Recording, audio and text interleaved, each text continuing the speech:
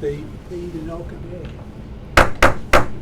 I'm going to open the Port of Siuslaw Commission meeting for Wednesday, November 18th. And we'll open it at 7 o'clock. And Commissioners, approval of the agenda. I'm fine. You know that it has been revised for the addition of the second executive session. Right. I think everyone's pretty much aware of that. Hearing no changes, we will have approved the agenda. Our next item is a presentation, Adapting to a Changing Climate, presented by Charles Fleibon, Oregon Policy Manager for Surfrider, and John Stevenson, Regional Extension Climate Specialist from Oregon State University. You're on. All right, thanks. Welcome.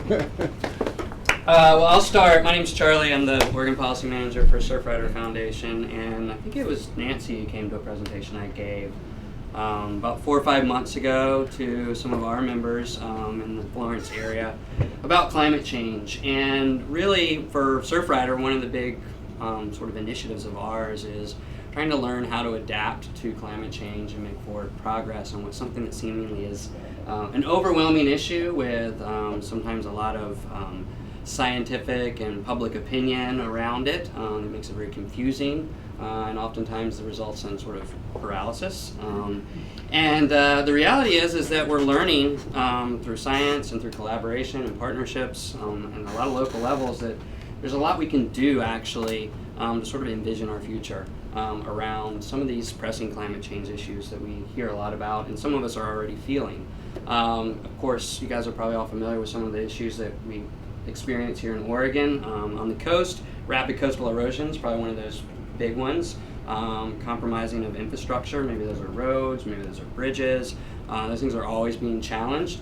And being able to plan for those things, big capital improvements, big projects long term that we're going to be challenged with under climate change can be daunting and difficult, especially when you live in these sort of small coastal communities like we do.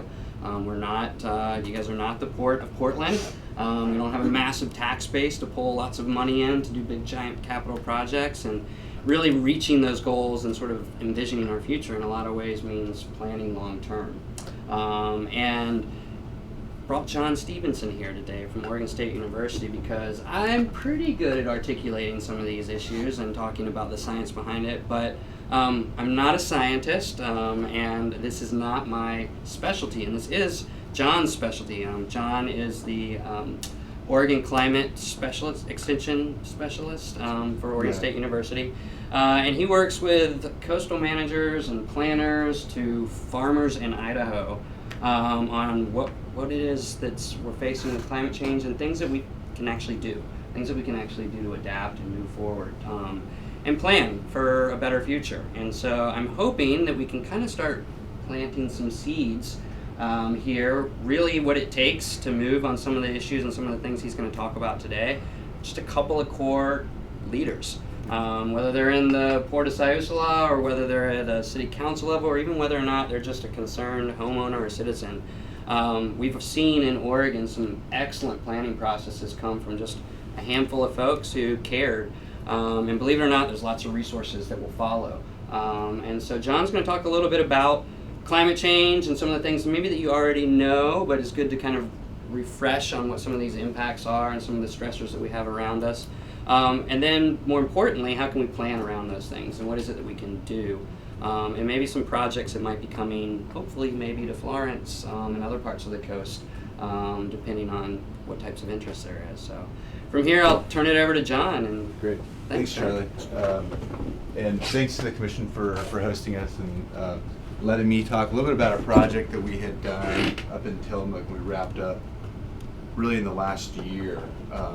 And I'll just say that it's mostly looking at trying to think about what does climate mean for coastal hazards on the Oregon coast. And so the study we did was in Tillamook County, and I will say that it was mostly looking at the outer coast.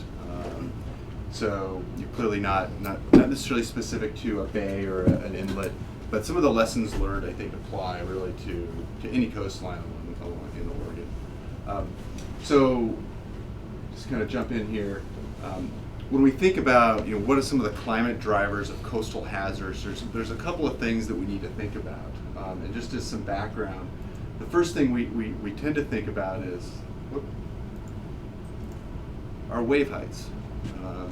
Right now we've just got one of our first big storms. We've just gotten some big waves. I think 18, 19 feet maybe is what it crested up.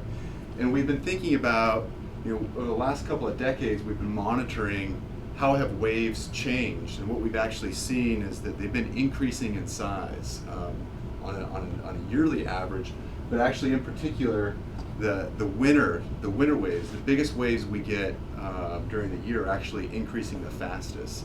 And over the last couple of decades, they've been increasing by about 4 inches a year. So it starts to stack up a little bit. All my punchlines are jumping out. So when we think about climate and the future of climate change, one of the questions is, will waves continue to get bigger, or will they stay the same, or will they maybe get smaller, right? So there's some questions there. The other thing we need to think about is the El Nino. And obviously, we're in store for a big one this year. It's kind of been a lot of talk about it. But El Nino is important for coastal hazards for a couple of reasons. One is that warm water that typically stays on the other side of the Pacific creeps over our way during an El Nino event, kind of makes landfall in South America and Peru area.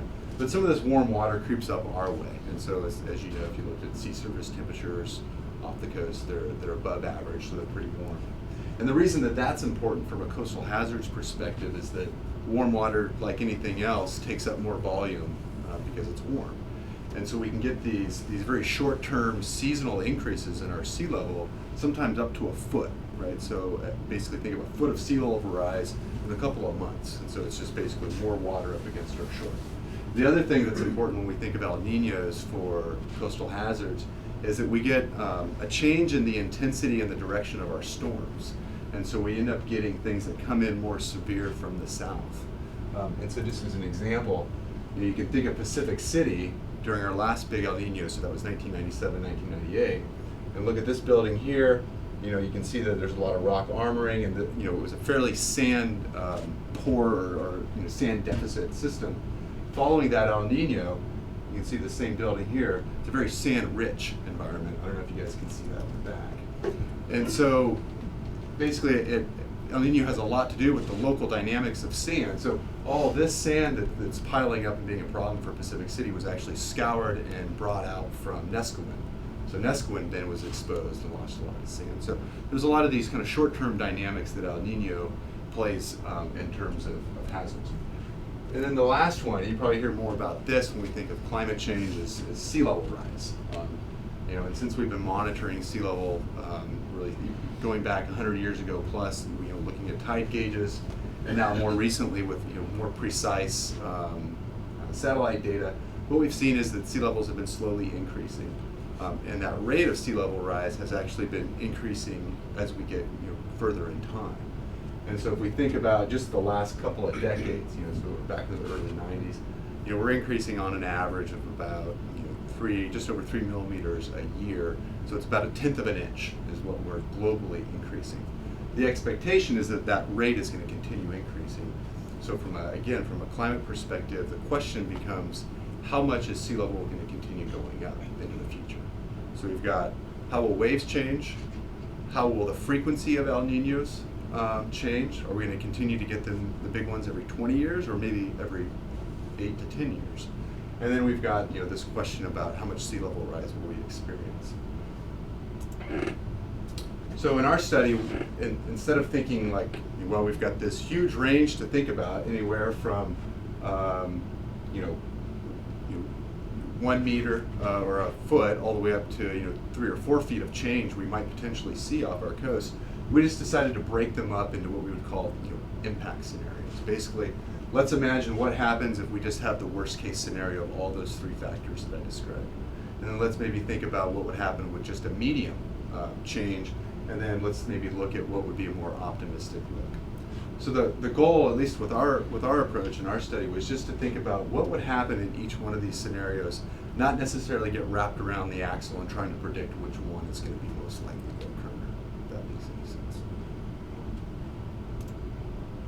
The second thing we wanted to consider was, and this is going back to Charlie's point, is on the one hand we've got climate shifts in climate that control our hazards, but what about our decisions? What is the role of policy in trying to mitigate some of the impacts of flooding or erosion? And so that's what our study was really focused on, was trying to integrate both of those. And then sometimes we call these alternative future analyses, or scenario planning is kind of another way of thinking about it. I won't spend a lot of time talking about kind of the technical approach that we had. We used a model that was called Envision. It's based, it was developed by a guy up in Oregon State University called John Bolte.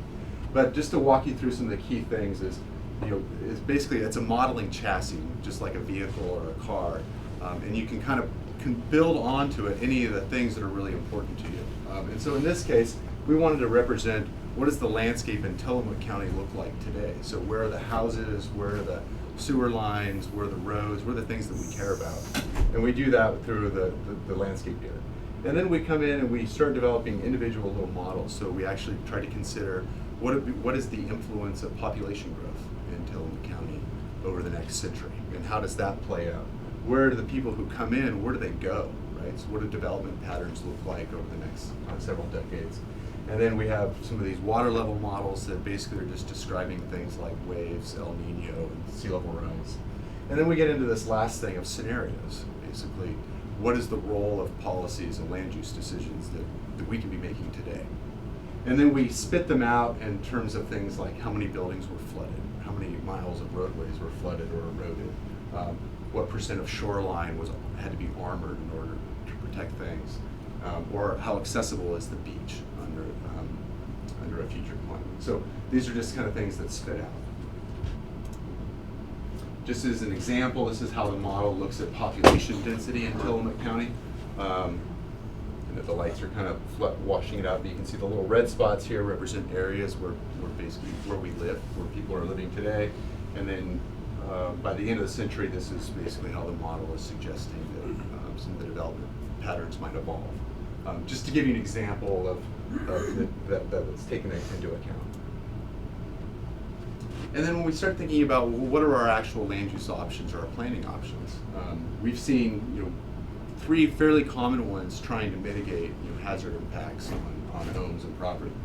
First one we see a lot is armory. So rock wall, rock revetments are a pretty common one here on the Oregon coast. These do really well for stopping erosion. They don't do as well when we get these really big storms and they get overtopped, because they can still flood the structures behind them.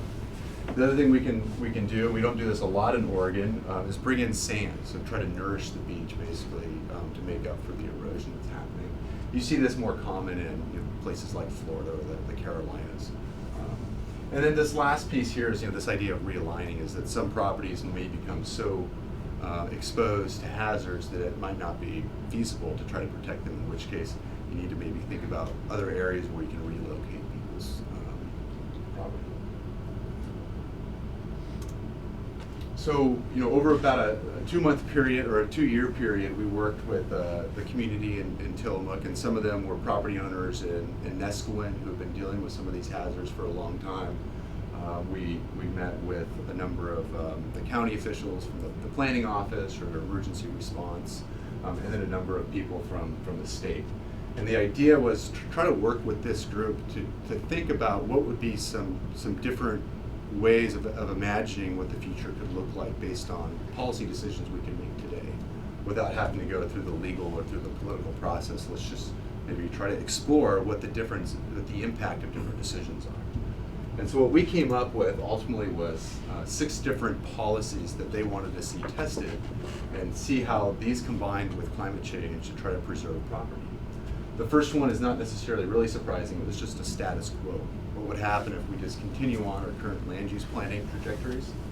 The next one was this idea of hold the line. So what would happen if we brought in a lot of sand, but also did protective measures like rock armoring or things like that?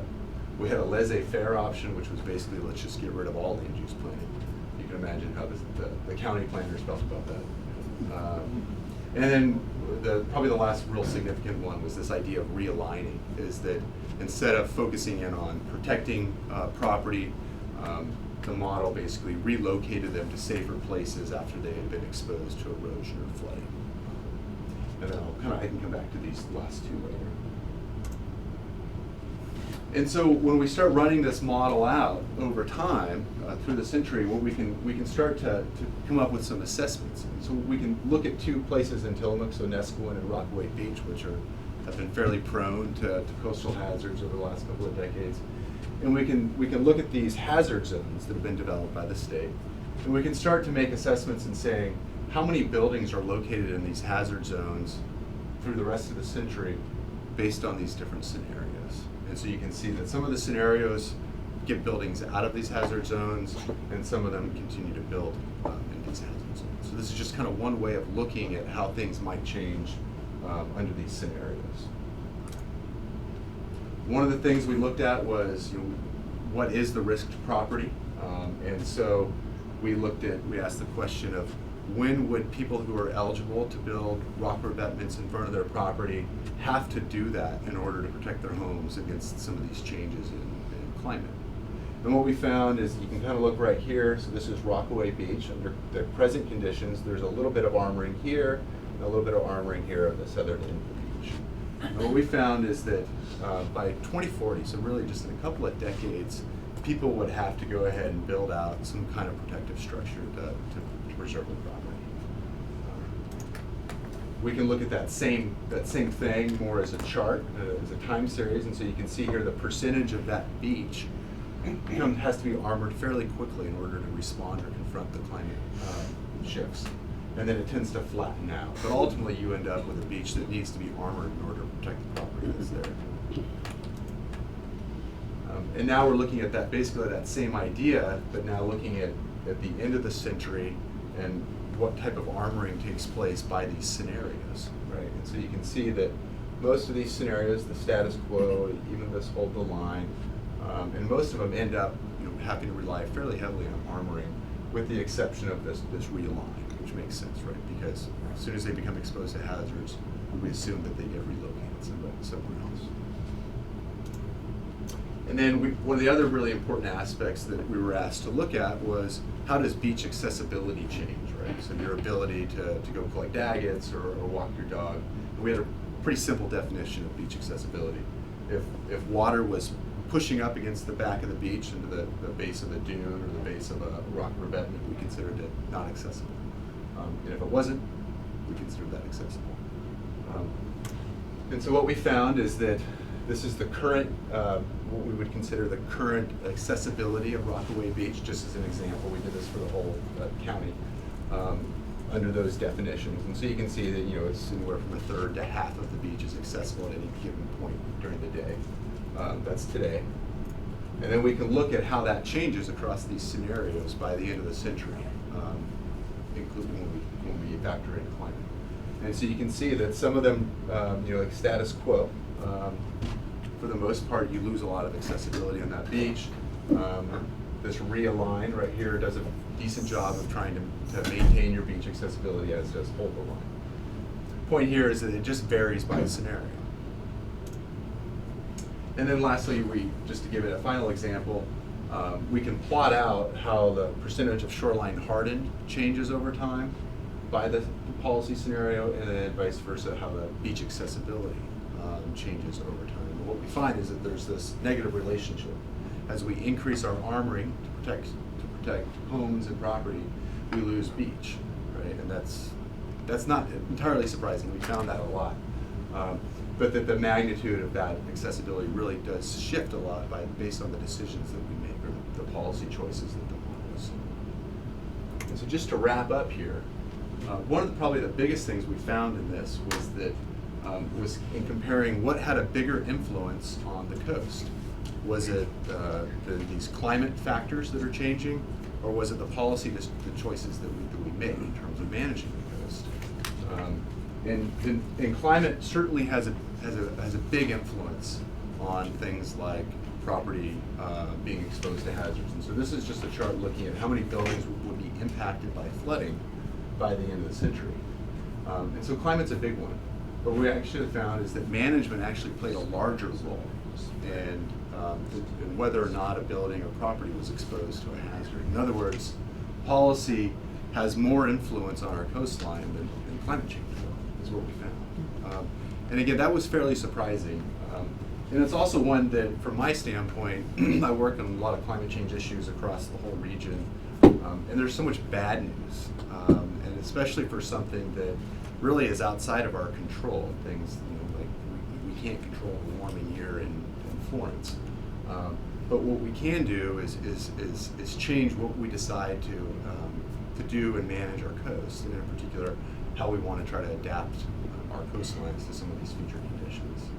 So in this way, I would say it's a very optimistic outcome. Basically, our decisions do matter, is kind of the final take. And that's all, we have a ton of information we have on our website. I guess I would just say that we're trying to continue to do this work looking at different systems. So I was just up in Aberdeen, Washington this morning. Last night we had a meeting, we're starting a project up there. And I would just say that we've put in a few proposals to try to expand the rest of this work to the remainder of the Oregon coast, and actually start to look also at some aspects of in the estuaries and in some of the bays. So we're continuing to try to push the work and try to answer things that are more and more relevant to specific communities on the coast. And that's all I had for tonight, so I would open up to questions or comments if people had any. Is the blob still out there? Yeah, so good question. So the blob, is you all know, was last year was this big spot of very warm and abnormally warm water, and it seems like it's starting to be taken over by the El Nino. The last I checked, but I would have to look up the NOAA data to give you a most up-to-date information. Thank you. Yeah. You have any counter to domoic acid? Yeah, so right, that's going to be another big one. No, we haven't looked at anything like, we just didn't come up in the things that we've looked at. Obviously, that's a big one, certainly with huge. crab fishing coming up just around the next month. Hopefully some of this mixing. Maybe. Ron has a question? Can you give us any examples of active management that would help us manage that situation? For coastal hazards? Yeah. Yeah.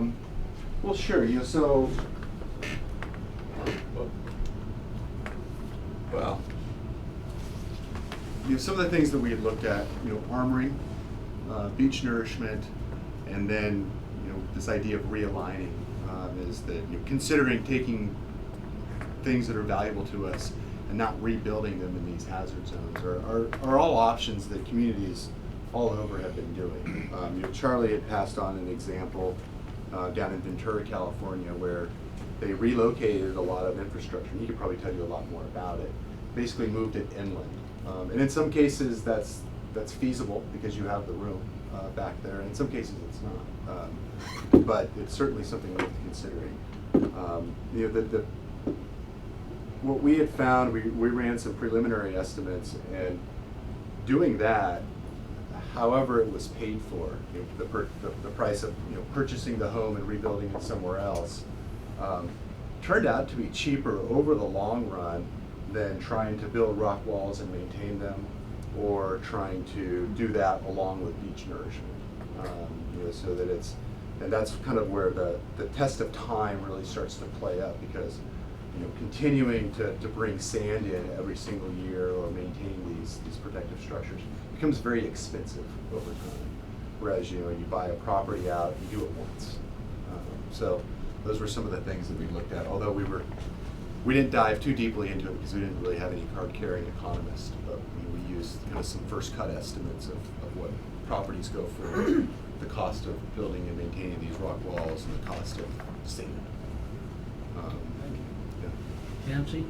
Where Yeah. you're doing your presentations and your things, are you getting pushback from some cities, some entities that don't want to do any of these things? I haven't experienced that too much. you know, I mean, certainly there's, you know, a lot of politics around, you know, is global warming, is it human driven, is it not? You know, but I guess what I've found is that, you know, there's been enough change, particularly in the last decade, that people who are pretty connected to the environment, whether they're fishing or farming or whatever that is, ranching, they see it. So the question of, you know, what are we going to do if it continues, I think is becoming very ripe. The challenge that you know, I wouldn't call it pushback, but it's just balancing that with other competing priorities. And how are we going to keep our schools open? How are we going to maintain our infrastructure that we have today? You know, that obviously is right in front of our faces, and it's a little bit more difficult to think long term. And we deal with that in every decision in our lives. Right? Whether it's to fix the car today or put it off to tomorrow. So I think that's where some of the challenges come in. Climate, we tend to think that there won't be a problem for decades to come. So getting that on the priority list. And I think these, you know, the value of these things is what are kind of some of the no regrets decisions we can make today, right? Things we were already making decisions. Which ones are going to set us up a little bit better if we end up on those high end of impact scenarios. Thank you, John and Charlie, for your presentation. If you have any other questions, perhaps they would stay after and answer them. Except we will be in executive session, so you'll have to answer them outside. Okay? Anyway, thank you very much for coming and making that presentation to us.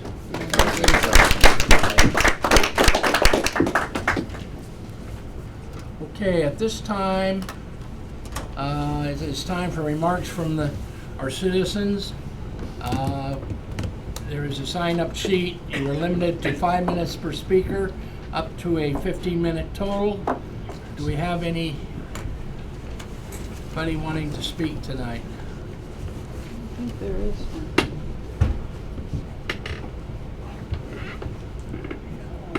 You're on the agenda. No, we have no public speakers. Okay, we have no public remarks, so we will move on to financials. Commissioners, I presume you've had time to review the financials for October.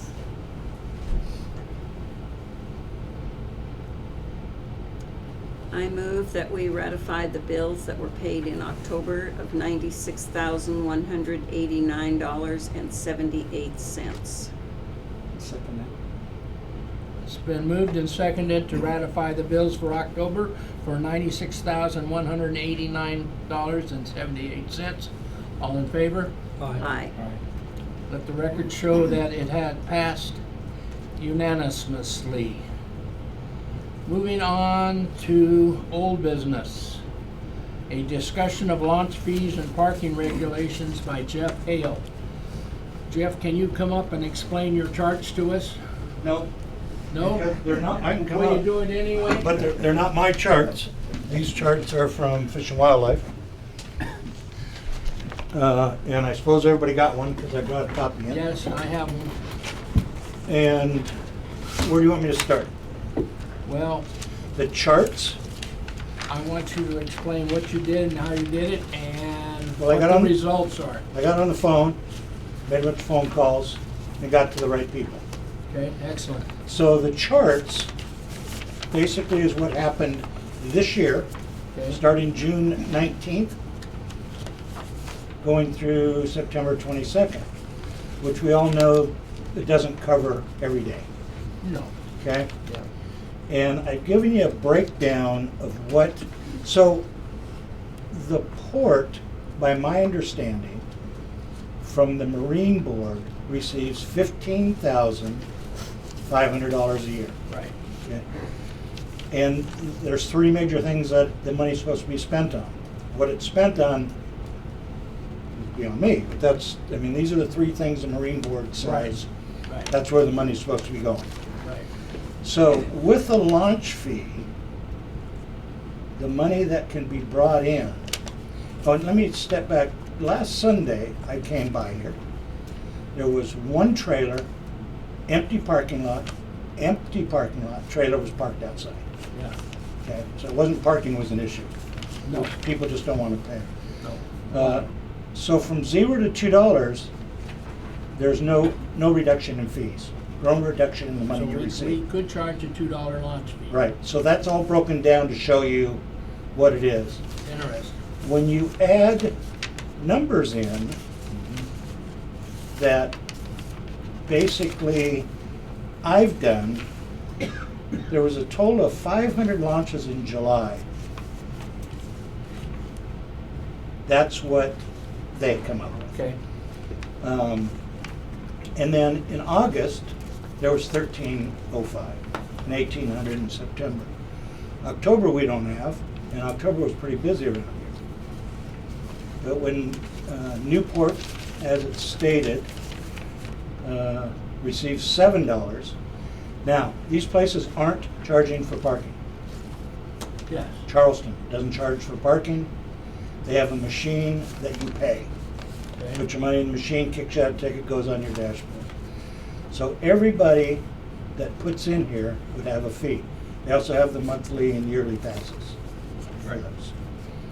So it basically breaks down from what I could tell is there's a lot of money that's being laid on the table Okay. that is available. Okay. That's nice to know. So that's the information that I got from the people listed in here Okay. and their phone numbers. I know talking to John up in South Beach, Newport, he wants to see another launch fee going here. Yes. And he's talked to you. Yes, he has talked to me.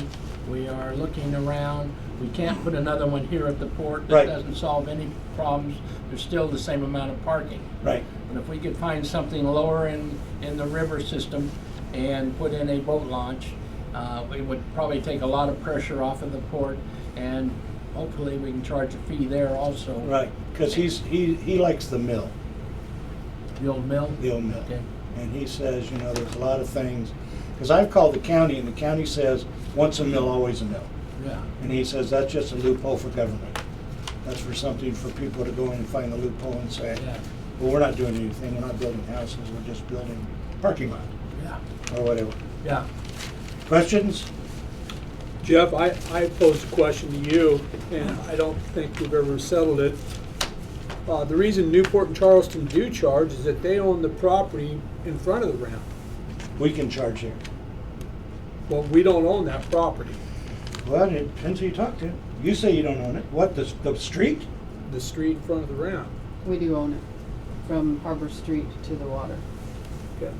I Or think from there's, First Street to the water. I think there's a lot that at least, look, excuse me. Okay. On Harbor Street, from First to the water, the port owns, is what Okay. we've been told. I've asked Jeff that question before, and I was wondering if he'd found out the answer, so there's our answer right there.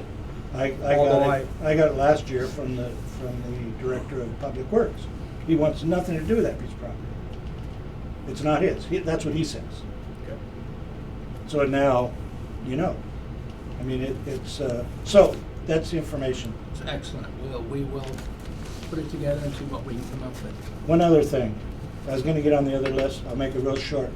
My recommendation in talking to Fish and Wildlife is the port needs to reconsider the floating restaurant because of maintenance costs and everything else. And John would be the one to talk to. John is with who? John is Spangler? Spangler. Yeah. With the Marine, with Fish and Wildlife. He says. I will talk to him. Thank you. We're close. Thank you very much, Jeff, for all the work you did. It's very nice. Okay. Next on my list is some new business, a report from our realtor, Dell Phelps, Berkshire Hathaway Realtor.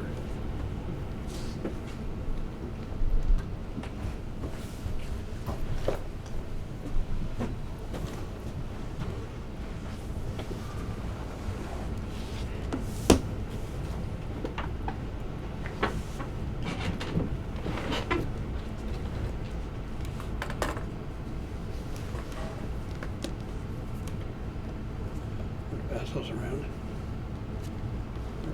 Individual Yeah. copies. There's another.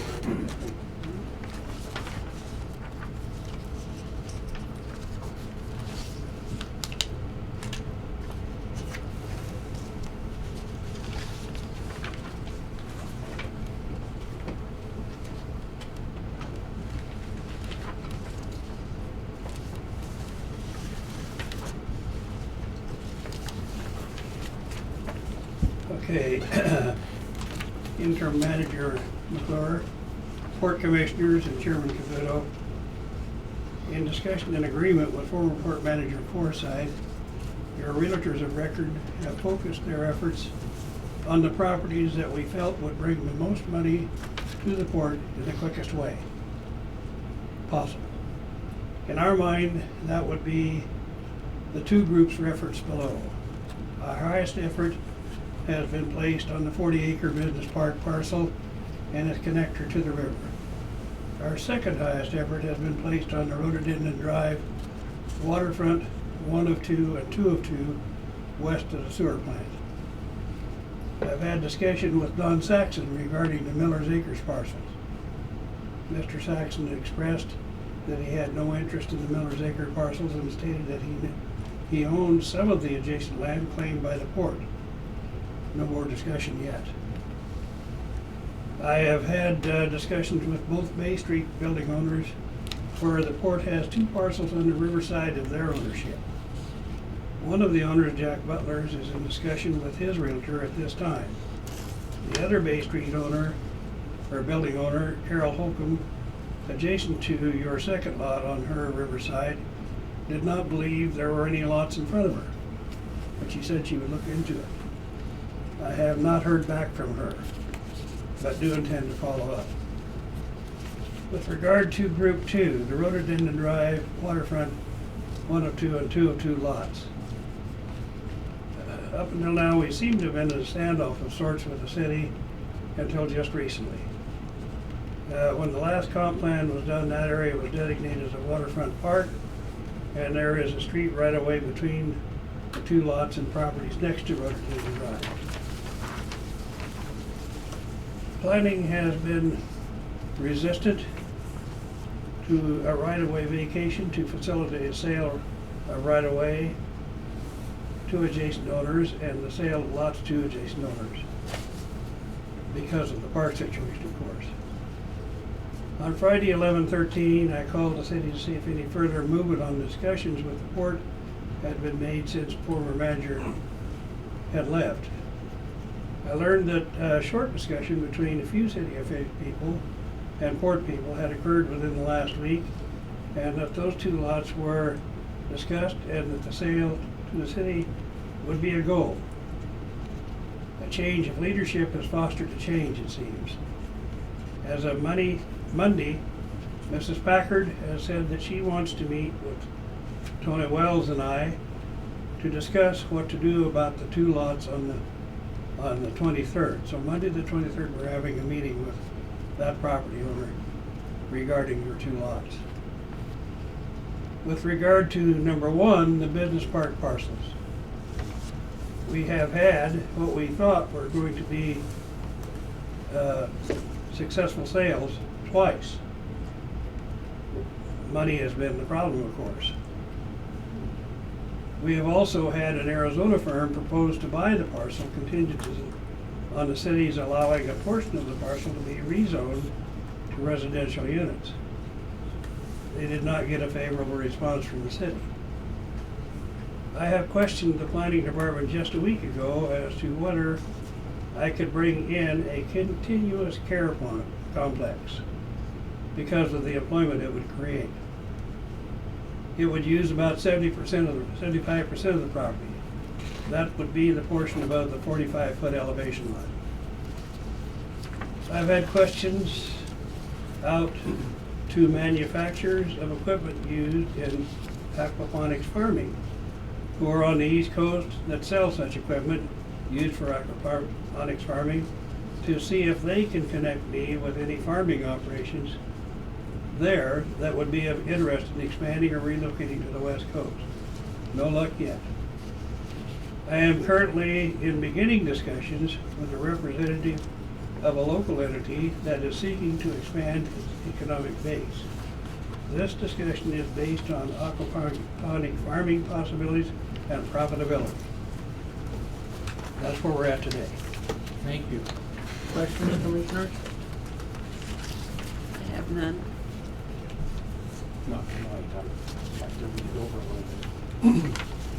The only question I had, it's not zoned favorable for residential. What is the zoning on it right now? It is it's an industrial type zoning in the business park. It's deemed one of 2 shovel-ready parcels in Layton County. So it's got a lot of value for something in an industrial or business type use. And residence does not fit that, nor is it zoned that way. I know some zones within the city allow residential and business combined, and this obviously does not.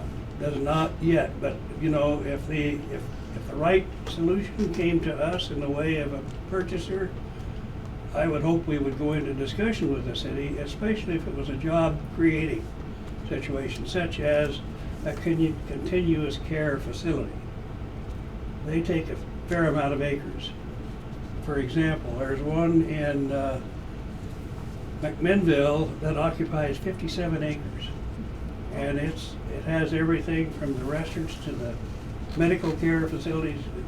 And when you buy in there, you're there for the rest of your life and you have no want for anything. You said that you questioned the planning department just a week ago, but you don't, what was the response? Well, the response to that was it would take, for that type of facility to be consistent with the zoning, you would have to go into some place in the city where it's zoned open space. And I have a copy of that zone requirement, and I was told that they're gonna look for those types of places where we can put that. But if it's a big employer and it, which I know the city would like to have as employment, that's what our goal is employment here. I think it would behoove us to, if we get that kind of a person that's interested in buying the property, put something like that there, we ought to have serious talks with the city. Yes, and we will. Question I have, he says here you did not get a favorable response. Was that from the front desk? Was that from? I talked to Wendy always, the planner, to find out my answers, and she just told me that the not favorable response was in relation to what the zoning is compared to what would be needed. Would a conditional use permit get us beyond some of that? I mean, would it behoove the council right now to look into the fact of, let's try to get a conditional use permit to allow residential on this portion of the 40 acres, which would make it more attractive to developers? We had one party that was interested in making an offer. At the same time, we had the 2 other offers, and he wanted to do just that. But he had some pretty long discussions with planning at the city, and finally just got a no. Now I wasn't at those discussions, so we'd have to inquire. And I don't think we need to cross that bridge until we find somebody that's really willing to step up to the plate, put money on the table, contingent upon that happening. Then we can go to the city with some ammunition. It's my feeling, though, that if you did cross that road right now, it would open up the doors to more people knocking on our door to say, what do you gotta have? And we might have a little bit more pull at the city level for a conditional use And permit. that could be accomplished. I mean, that could be pursued if the port decided that's what they wanted to do. That could be pursued. Keep in mind that if that didn't work, why then you might, in that process, you might lose your shovel-ready site designation. And that could hurt you down the road for another buyer. So we have to be careful. Who has the answer to that in reference to we might lose? Yeah, I don't. You never don't know buy that until, To what, we go to the city and ask? you go to the city and ask that question, yes. If you change that zoning to do what you suggested, or asked to change that zoning, and it was given, what would it do to the status of the rest of the site? Why can't Well, we I- ask them without going all the way through the process? I mean, somebody Yeah. has to have some guide, somebody ought to be able to give us some guidance. Well, Wendy Farley would be that person. And I'm willing to ask that question. I think it's a prudent step I think we ought to take. Okay, And you know as well as I do, Mr. Phelps, that residential has a higher value right now in Florence than probably any other industrial. yeah, you just look at what's selling. Yes, exactly. So if we could get a third of that, you know, above the 45-foot line, whatever you're talking about there, converted to residential, then you start opening up, there's a lot of buyers out there for the property. For the entire piece. Yes. And So, well, you know, I march at your orders, so you tell me what you want to do. Look into it. I certainly don't think it'd hurt to find your way to the city manager or his desk and, I mean, if you stop at the front desk, we might not ever get the answer we want. I will follow that. Anyway. Might not, If but We that's probably the- should ask. If that's a consensus of the group, that's what I'll do. Okay. Does anybody have any issues with that? I don't. I just want to say, it's my pleasure to be able to serve you as your realtor of record, and I'm not sitting on my haunches and waiting for somebody to come to the table. I'm out there being proactive. Good. You have to. I'd like to see an update of some minimal update on a monthly basis. I mean, I'd just kind of like to know if anybody's asking, looking at what's going on, anything, any of these other things, all these other different lots, just, you know, this is nice. It'd be well, nice it's the to first get- thing we've ever seen since I've been here. Yeah. So it'd be nice to get an update on a monthly basis. Can you do that? Just a little Well, I email can, to the yes, board? if that's what you ask, that's what I'll do. Okay, great. Thank you. I'd rather do it on a bi-monthly basis, but I'll do it on one. Well, you can always send an email and we can read it aloud You at can send an the, email that says no activity this month, but we'd prefer one that said that you showed this and that and what you actually did. Yeah, I don't want to get many new ideas. Well, this is the first report we've heard as a commission, I was asked to give one, so here I am. and we appreciate that. This is Appreciate it very excellent. much. Thank you. Any other questions? Thank you very much, Del. You bet. Okay, that means we're on to reports. I went to one meeting in Coos Bay, the State of the Coast meeting down at the college down there. I learned a lot about commercial fishing and fishing boats and several other things having to do with the coast and what a great bounty we have out here in the sea. But it looks like it's going to be held up a little bit this year because of weather and closing by the state. Anyway, it was very interesting. I will plan on going in the future, and that used to be the Sea to Head conference that we had here every year. It's now called the State of the Coast, and it's held down at the college in Coos Bay. I think that's the only report that I have. Nancy, do you have anything? Terry? Well, the other thing I was gonna add is, maybe it's time we ask the governor, Kate Brown, to issue disaster relief for the fishermen that are gonna be left out of the season. As a port, why can't we do that? You can. Okay. I mean, I don't know how the other commissioners feel, but I think it's time that maybe the state needs to step in a little bit, you know, Mm-hmm. because there will be some disaster more on the southern coast than the northern, because they're shut down indefinitely. Are they shut down up north? We're shut down from Hasita Head south at this point. Yeah. And what that does is those boats down there are either gonna have to travel north of right. Hasita Head, they're gonna have to relocate their business, or stay home and go broke, go hungry. Yeah. So there is some So disaster emergency everybody funds. after the same few crab.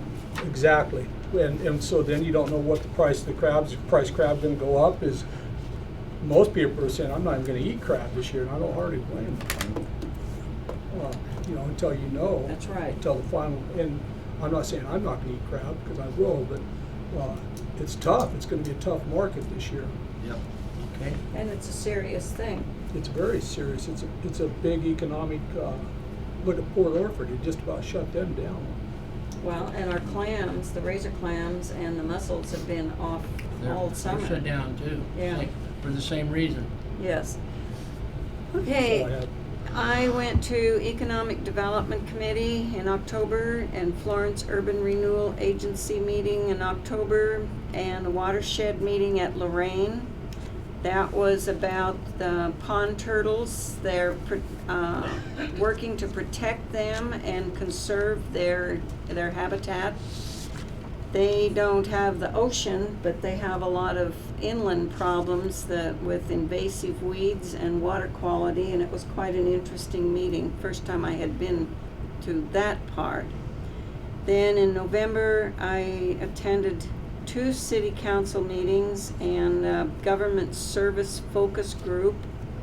This was a meeting to kind of put people together with ideas of where funding could make the best, the effort for the funding, where it would be best to be. And November 11th, we walked, had Arnie Roblin visit at the port, and city mayor and 2 councilors were here, and it was a very, very good time because Mr. Roblin sat here and just talked about legislative things that he's working on and the problems with trying to get a bill through. And he's very cognizant of the needs of the port and has said that you ask and we will try to do what we can to help. And that's with funding and, you know, anything that we need. We need to keep those connections. And on the 20th, this Friday, is Land Sea Symposium that is sponsored by the Surfrider Foundation. And there's several presenters, and it's at Yachats, and I am going to that. And then the December 2nd is the watershed meeting, and it's a Christmas potluck, and it's at Mapleton at 6:30. Excellent, Nancy. Thank you very, very much for all the meetings you attend for the port. You're welcome. Michael, anything you'd like to report on? No. David? No. Okay. This time I'm going to close the regular session at 8:52. The 7:52. We'll try 7:52. I'm going to, at this time, reopen the session of the executive session of Port of Siuslaw. No, you're reopening the opening. The public session of and we have been discussing hiring a port manager, and we have come to a consensus that we would like to have more applicants, so we are going to open the application process again for another 30 days, and then we will go through the review process again. Does anybody want to make a motion to do that? Do you have a question? Well, my question was, if it's not a consensus till we make a motion and have a vote. Right. We have That a was my motion. question. You want to make the motion? No, I'm not. do I not support move it. that we go through the process of asking for applications again, and that it be publicized, and that we review current applications that we have that were not previously chosen. Do we have a second? If we don't second this, it's gonna sit here and nothing's gonna get resolved. If you don't like the motion, make a No, change. that's not what I said. I'm just saying this out loud. If we don't second this, we've got a mess. Is So- this open for discussion right now before the motion? We got a question? You can No, second the motion no, and then you can have no, discussion. No. Yeah, somebody has to second it, and then we can have a question. I will second it. Okay? I think I'm able to do that. Now we are going to have discussions. I feel by doing this, I do not support the motion. By doing this, anytime we're gonna come to an impasse on who we're gonna choose as manager, we're gonna come back to this same argument again. Let's go back out, let's go back out. We have board members that aren't in agreement with each other over selection before we've even called for a vote on a manager. And now we're going back out for new applications. And I feel that if it comes back the same way next time and you don't have a general consensus, it will go back out for application again. That's my opinion.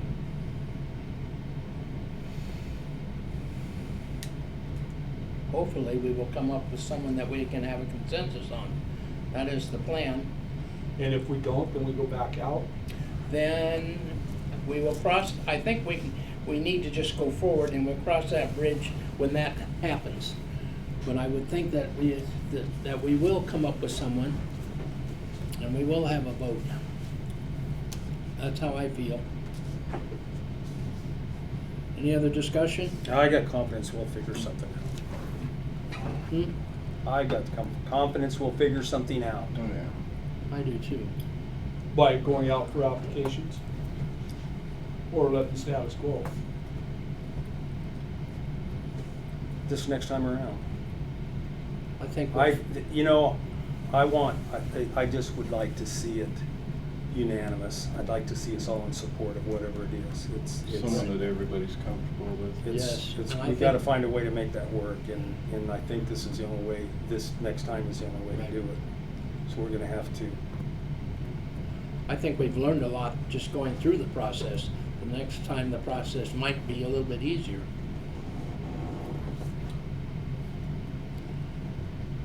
Any other discussion? I call for the question. Can we have a roll call vote? Commissioner Rickard, Yes. Commissioner Duman, No. Commissioner Caputo, Yes. Commissioner Huntington, Yes. Commissioner Buckwalter. Yes.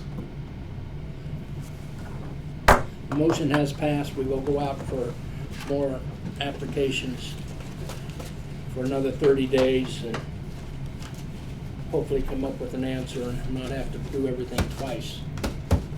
Well, I think we could sit here and arm wrestle through our current applications and come up with one. Well, they can still apply, reapply, right?